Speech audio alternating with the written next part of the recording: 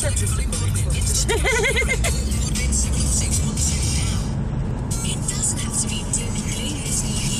pasniga.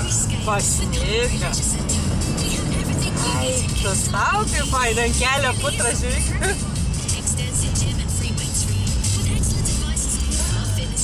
Va, tikra žiema, žiūrėk, mašinas kaip apsnygė. Matai, o pas mum matai, nu, kiek čia skynės? Tai niekad, čia skaityk. 3 kilometrai. Čia porą kilometrų kokį gal šonais. Nieko nei už baltą. Nu, garažu. Nu, Petruta garažu.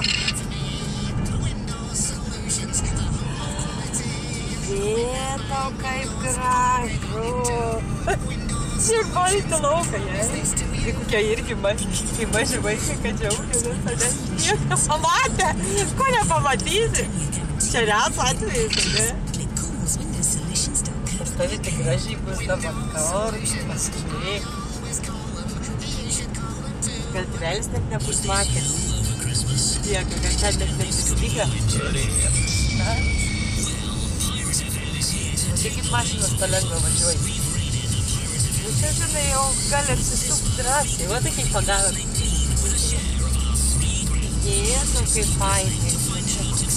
Kaip Lietuvoj. Kaip gražu, ne? Labai gražu čia per tos kalnus važiuoti, kai ant kelio putro, ne? Bet valas renkti.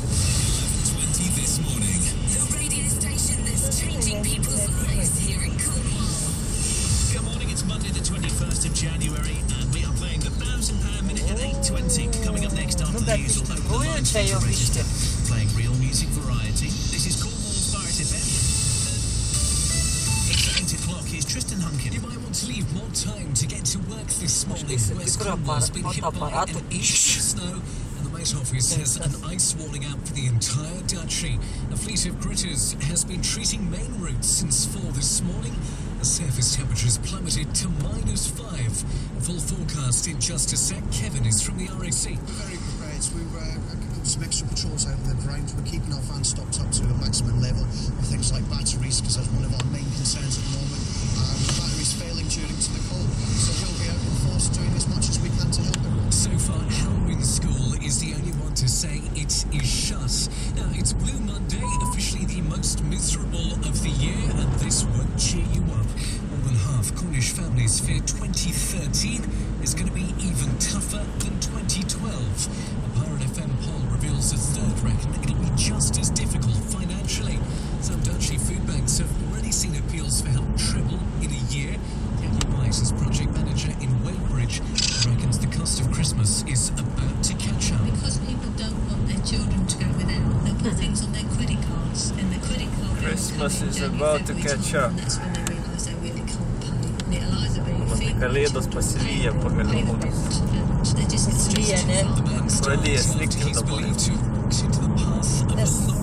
Kaip angliška sostinė, reikia paskui po kokią laiką sugalvoja, pradės likti.